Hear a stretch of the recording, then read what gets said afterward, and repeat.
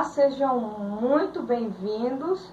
Sou a professora Camila Furtado, graduada em Física, mestre em Geofísica Marinha, professora substituta da Universidade do Estado do Pará, e nós vamos começar com a nossa física. A física que eu vou ministrar aqui nesse curso é física para futuros professores de matemática. É uma física importantíssima porque é a única física que está dentro do projeto político-pedagógico do curso de matemática. Então, na falta de um professor de física, o professor de matemática vai ser possivelmente o responsável por ministrar essa disciplina para o ensino médio. Então, eu vou dar esse enfoque um pouco mais do ensino superior, mas de vez em quando eu vou trazer o ensino médio para que vocês tenham base e segurança suficiente para ministrarem aula para o ensino médio, caso seja necessário. E, além disso, vou estar relacionando com a matemática, mas dando um enfoque também conceitual para que toda a base seja fornecida para vocês e que vocês não necessitem, não sintam falta de nenhum aspecto da física. Porque a física, ela utiliza uma base matemática como ferramenta para verificação de fenômenos que acontecem. No entanto, esses fenômenos, eles são explicados com base conceitual. Você precisa conhecer a matemática e a física.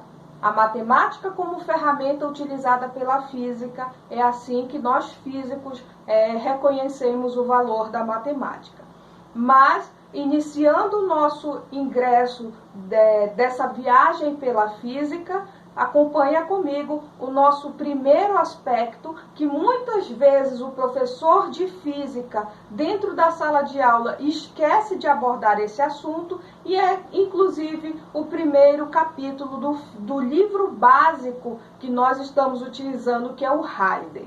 E o Halliday traz como primeiro aspecto a constituição básica da física, que está relacionada à matemática também, que são as grandezas físicas. Então, nós vamos começar tópico por tópico, eu vou explicando para vocês e nós vamos fazendo essa relação com a matemática. Segue comigo. Nós temos o primeiro aspecto físico é a medição. O que é a medição? É o fato de você pegar uma grandeza, um objeto qualquer, e fazer uma medida desse objeto. Então, você pode pegar a planta da sua casa e fazer medidas dessa planta da sua casa através de uma unidade de medida. Essa unidade de medida vai ser muito importante. Você pode ir ao supermercado e comprar farinha, contextualizando aqui para a nossa região. Então, a farinha, ela é matéria, e matéria, ela vai ser, a unidade básica dela, ela vai ter como quilograma, mas a gente vai explicar tudo isso no decorrer do momento que nós vamos falando sobre medição. Então, no nosso dia a dia, nós medimos muito as coisas. Inclusive, medimos até mesmo coisas que não conseguem ser medidas, mas a gente mede, eu vou explicar daqui a pouco. Então, a medição, ela é padronizada, não é qualquer forma de medida que nós vamos estar abordando. Essas medidas, elas têm uma espécie de uniforme, uma espécie de farda, em que qualquer lugar do mundo você pode estar utilizando a mesma unidade de medida e não vai estar mudando. Antigamente, lá quando nós tínhamos grandes dinastias, grandes reis absolutistas, eles padronizavam a medida, por exemplo, 5 pés do rei. Aí o rei morria, vinha um outro rei, aí mudava todo o sistema de medida, e isso gerava muito conflito agrário naquela época em que tudo era medido em pés, polegadas e assim por diante, com base nas medidas do rei. Tá? Então, isso foi abolido e precisamos estabelecer, então, unidades de medida básicas, e uniformizar essas unidades. E para isso surgiu o Sistema Internacional de Unidades de Medida. O Sistema Internacional de Unidades de Medida nada mais é do que uma conferência geral de pesos e medidas. Pesos e medidas são estabelecidos como base para fazer essas medições de qualquer coisa que você possa estar conseguindo medir. Mas, como eu falei para vocês, não é qualquer coisa que vai ser medida. Tem coisas que a gente mede que não é bem uma medida que foi passada pela Conferência Geral de Pesos e Medidas. Então, tudo que pode ser medido é chamado de grandeza física. Grandeza física é tudo aquilo que pode ser medido. Então, se eu pego um pedaço de tábua, eu posso medir essa tábua, então eu tenho uma grandeza física. Eu posso pesar essa tábua, depois a gente vai falar um pouquinho desse pesar entre aspas. Você pode medir a quantidade de massa dessa tábua e essa tábua ela vai te dar uma unidade de medida. Mas aí a gente tem um casal de namorados e um diz eu te amo, não, eu te amo mais, não, eu te amo muito, muito, muito, muito mais. Então, os sentimentos, eles não são medidos, mas às vezes os casais brigam porque um diz que ama mais o outro, mas não existe como medir o sentimento do outro. Então, essa discussão acaba finalizando em bagunça, em briga, em discussão, porque no final das contas, amor ou sentimento não é uma grandeza física, porque eu não consigo medir esses sentimentos. Então, o que é uma grandeza física? É tudo que pode ser medido. Então, essas grandezas físicas, elas obedecem a um sistema métrico. Esse sistema métrico, ele é formulado a partir do Sistema Internacional de Medidas que foi sendo estabelecido nessas conferências gerais de pesos e medidas. Então, o sistema métrico, ele estabelece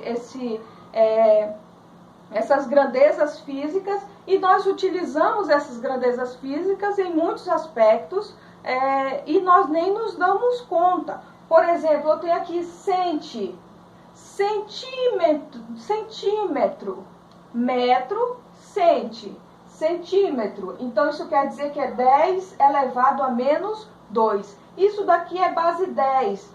E base 10 está relacionada à matemática.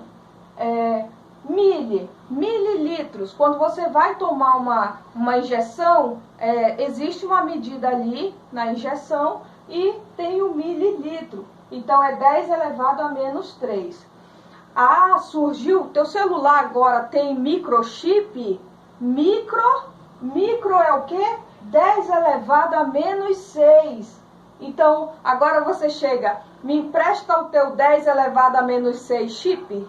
A pessoa vai ficar boiando, né? Porque micro é 10 elevado a menos 6. Mas tem uma unidade e outras unidades menores ainda, né? Se tratando de sistema métrico. Eu tenho o pico, que é 10 a menos 12, esse quase a gente não utiliza, quase não ouve falar. Mas nós também ouvimos falar de medidas muito superiores, que são escalas maiores. Então, eu tenho giga. Quantos gigas tem o teu celular de memória RAM? Quantos gigas tem o teu celular de memória livre? Quantos gigas tem o teu computador? Quantos gigas tem a tua internet? Quantos gigas tem o teu pendrive?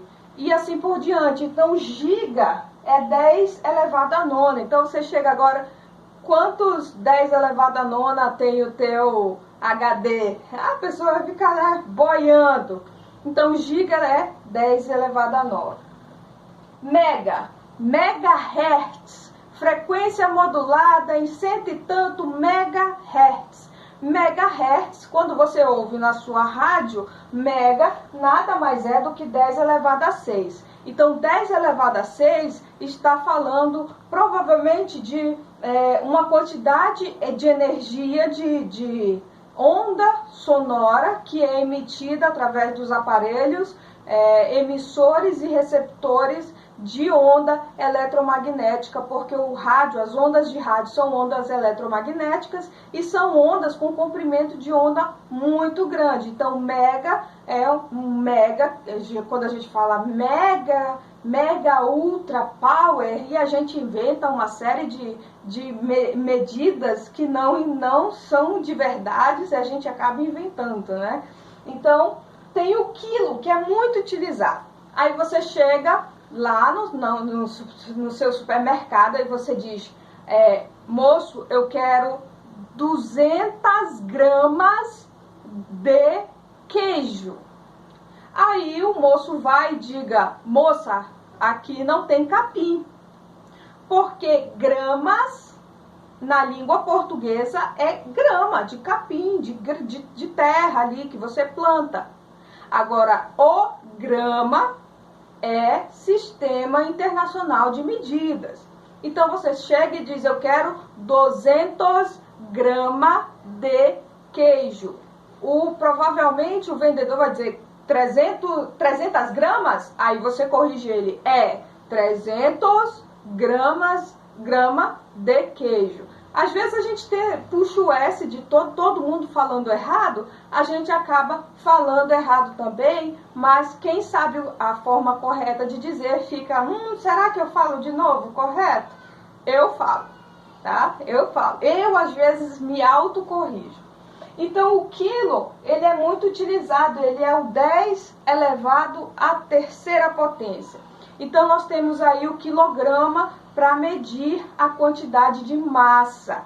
Então, quilograma é 10 elevado a 3, a terceira potência, do grama, que é o sistema que mede a quantidade de matéria. Outro aspecto muito importante que nós devemos não esquecer nesse primeiro momento de contato com a física, percebam que constantemente eu estou relacionando a coisas do nosso cotidiano. Por exemplo, o celular, a frequência de onda, o comprimento de onda das rádios, da onda de rádio, da onda eletromagnética e assim por diante.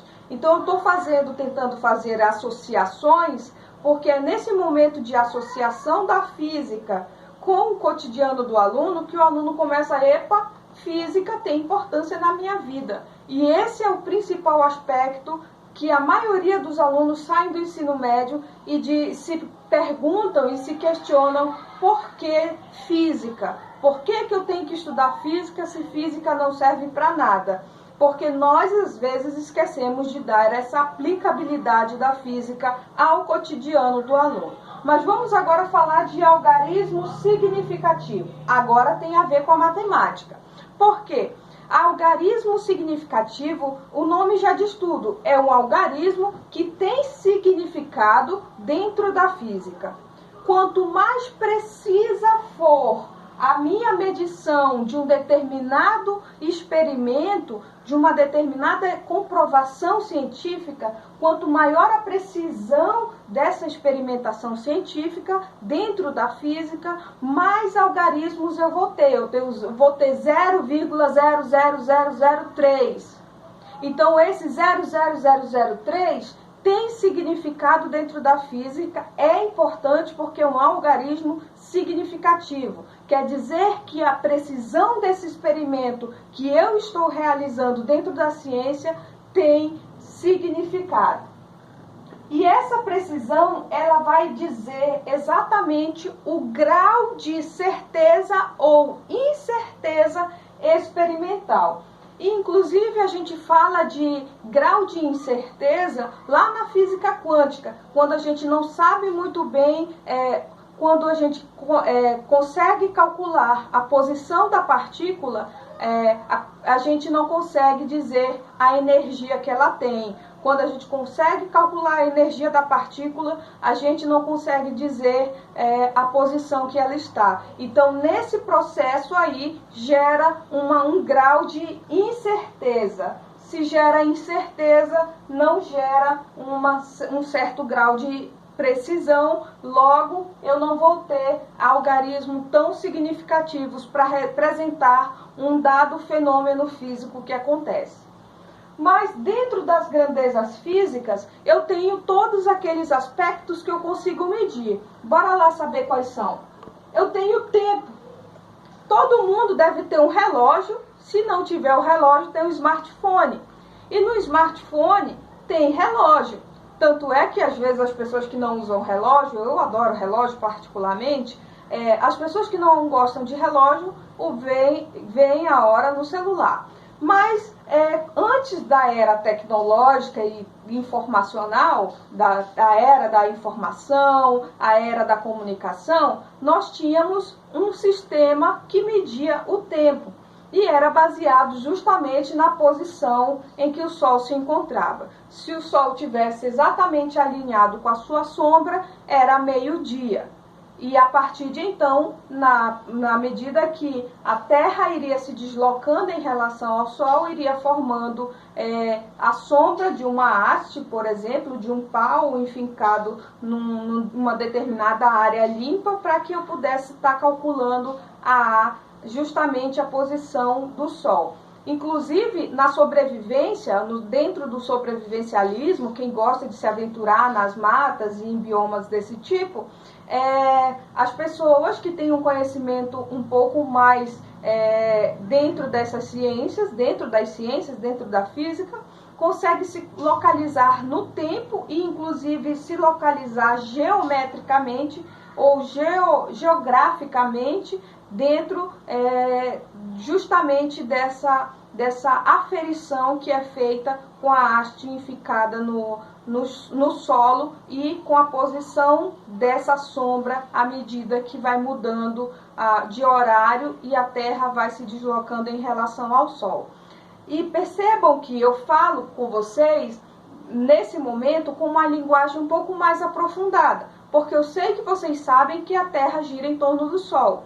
Mas talvez o seu aluno venha lá das ciências com um certo grau de dificuldade.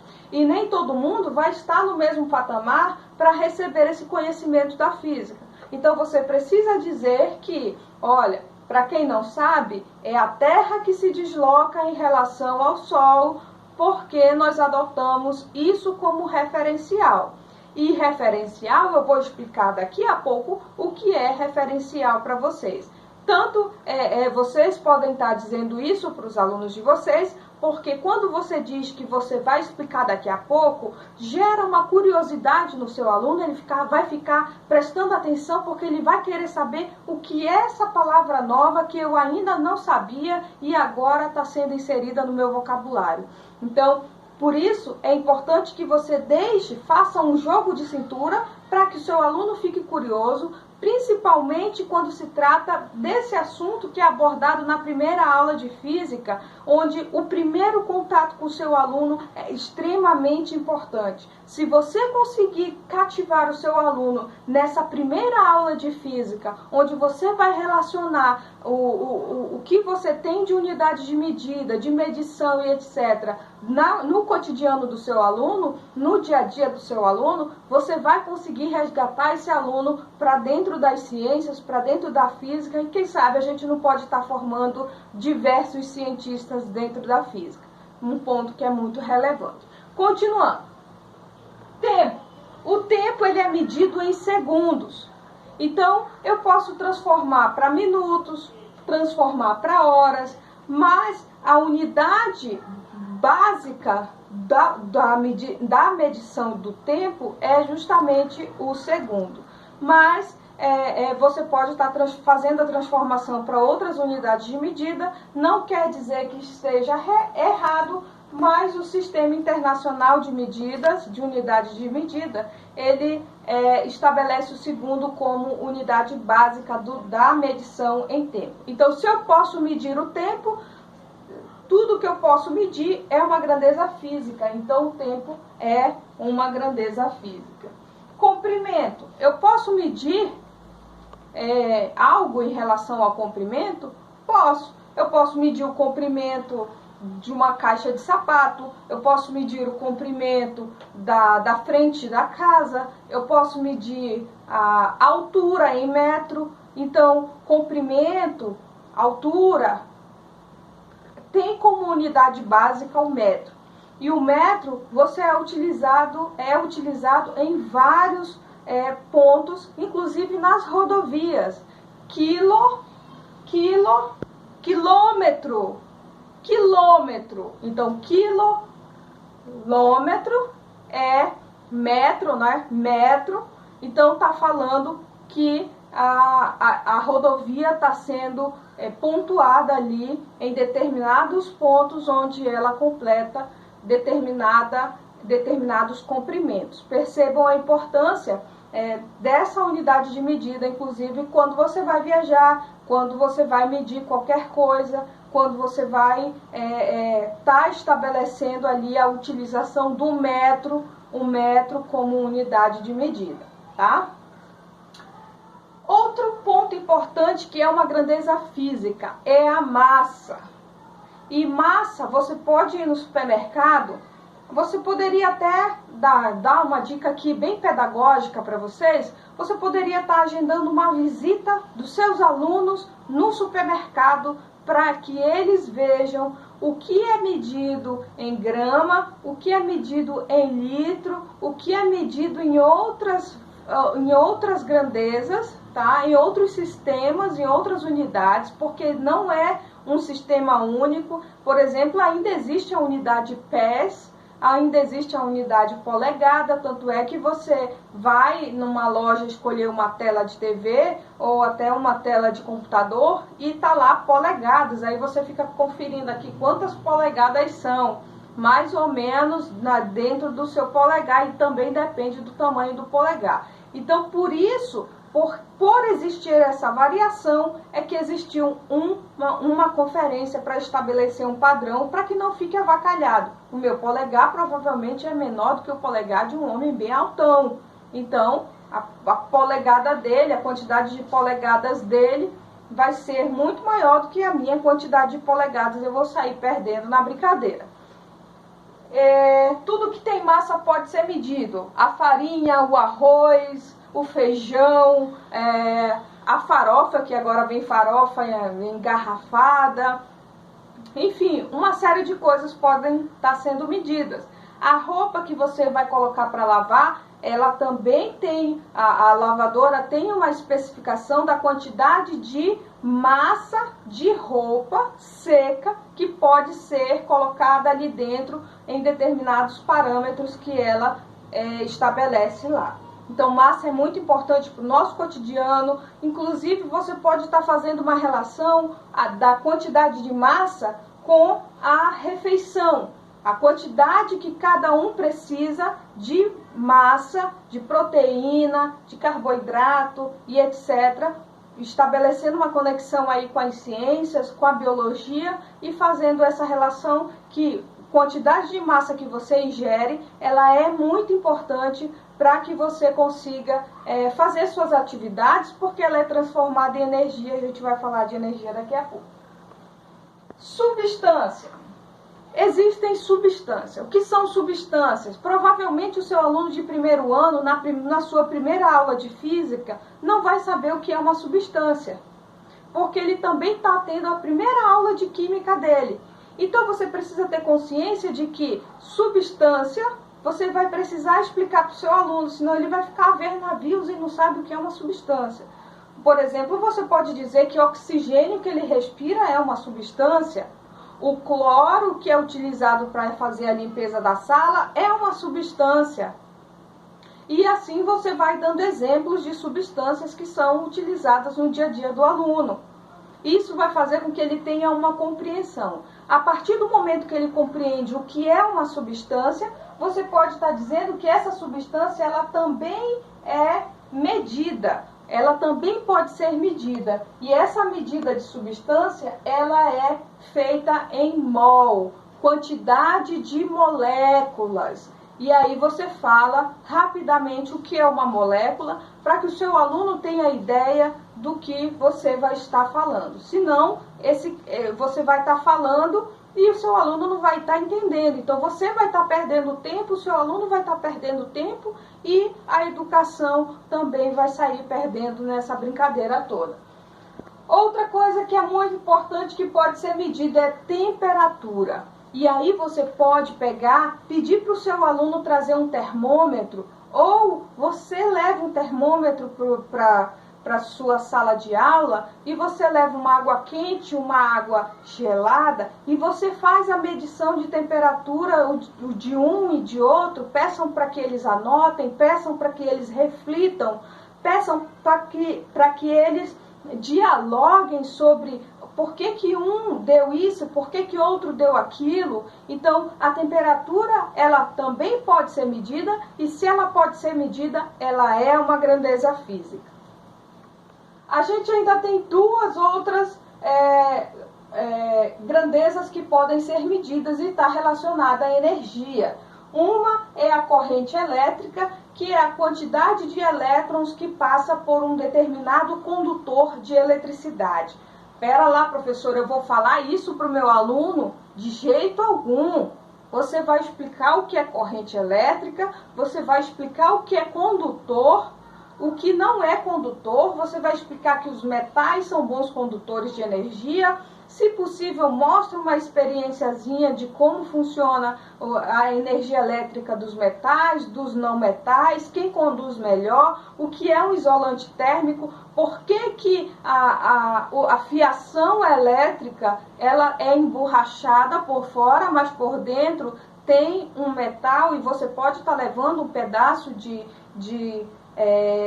fio elétrico para estar mostrando isso para os seus alunos. E você pode estar, a criatividade, o próprio Albert Einstein falava que a imaginação é muito mais importante do que o conhecimento. Por que Albert Einstein falou isso? Porque se você conhecer muito, mas imaginar pouco, você pouco vai fazer. Mas se você tem conhecimento agregado à criatividade, agregado a idealizações de como você vai fazer sua aula, como você vai melhorar sua aula, o que você pode levar para sua aula, para onde você pode levar o seu aluno, você vai fazer com que esse ensino tenha significado para o aluno, e o aluno não vai mais chegar no final do terceiro ano dizendo que física não é relevante, que física não tem aplicabilidade na vida dele, que física não serve para nada. Pelo contrário, física é muito importante, eu uso no meu dia a dia o tempo inteiro. Eu uso a física para facilitar as minhas escaladas, as minhas trilhas, os nós que eu utilizo e assim por diante, as ferramentas que eu utilizo. A física é muito importante. E você pode estar utilizando a física e agregando esse conhecimento à vida do aluno. Pergunta onde que tem física na vida dele, pede para ele fazer uma redação, porque o Plano Nacional de Educação, ele estabelece que o aluno precisa se desenvolver, mas não se desenvolver apenas dentro da física, apenas dentro da matemática, apenas dentro da química, mas sim se desenvolver como um todo, na escrita, na oralidade, cientificamente, como pesquisador. Então finge na brincadeira que todo mundo é pesquisador e todo mundo vai pesquisar a medida das coisas, o que alguém mediu em metro, mas era para medir em massa. Então volta lá e mede em quantidade de matéria, era para medir a substância, mediu em outra coisa. Então dá para fazer uma brincadeira, dá para ensinar sem que seja necessário uma forma tradicional de ensino. Eu não sou contra o tradicionalismo no ensino, porque eu aprendi a vida inteira com base nas aulas tradicionais. Mas hoje a gente tem uma realidade totalmente diferente, onde cada aluno do ensino médio provavelmente tem um smartphone e vai ser o professor competindo com uma tecnologia muito mais atrativa. Então, as aulas têm que ter esse viés muito mais atrativo para que seja uma concorrência em determinados momentos, mas que você pode estar utilizando o smartphone do seu aluno para ser um aliado à sua aula, e eu vou ensinar como vocês vão poder fazer isso. Continuando aqui, também é uma grandeza física, intensidade luminosa, que é representado pela letra C. Essa intensidade luminosa, você pode estar levando também as caixinhas das lâmpadas e analisando potência, lumens, quantidade, potência luminosa, corrente elétrica e uma série de questões só na caixinha de lâmpada que você pode estar levando para a sua aula. Então percebam que é fácil ser um bom professor? De jeito algum. Mas é tão difícil assim fazer diferente? Não é tão difícil assim. Basta você querer, ter criatividade, ter imaginação e fazer da sua aula, que seria uma aula chata, para uma aula muito mais atrativa. E isso vale, essas questões, essas sugestões que eu estou dando, vale inclusive para você que vai dar aula de matemática. Tenta melhorar, sair um pouquinho do quadro. Eu vim para o quadro hoje para mostrar isso para vocês, porque eu estou dando aula para vocês. Mas percebam que de vez em quando eu dou dicas de como vocês podem estar fazendo quando vocês forem dar aula, possivelmente lá no ensino médio, para os alunos de vocês, para a faixa etária adequada, para adolescentes, em que você vai estar competindo com o smartphone, com um jogo de celular. Mas isso tudo eu vou discutir com vocês no decorrer da disciplina, onde você pode estar utilizando o próprio celular para competir ou para associar o celular como ferramenta no processo de ensino-aprendizagem, tanto de física e até mesmo da matemática. Eu vou estar tentando guiar vocês e mostrar para vocês que a docência não é uma questão de vocação, mas é uma questão de você amar a sua profissão e tentar fazer diferente. Então, esse é o aspecto introdutório da física. Então, se o aluno conseguir entender isso daqui, ele consegue entender depois, quando eu estiver falando de metros por segundo, de quilograma e assim por diante. Tem aluno que não sabe por que fica quilograma lá no final. E tem professor que vai corrigir prova do aluno e dá 0 para ele porque ele não colocou a unidade de medida, que era quilograma. Mas esse professor, será que ensinou que quilograma é unidade de massa?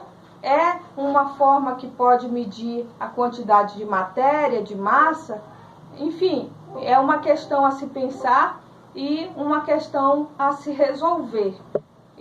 Sendo assim, essa nossa primeira aula, um pouco mais tranquila, porque é uma introdução básica. O próprio Halliday traz essa introdução básica dos sistemas de medida, como você pode abordar esse sistema de medida dentro da sala de aula. Já estou dando um aspecto um pouco mais pedagógico para vocês, um pouco mais conceitual também, e espero encontrar vocês na próxima aula.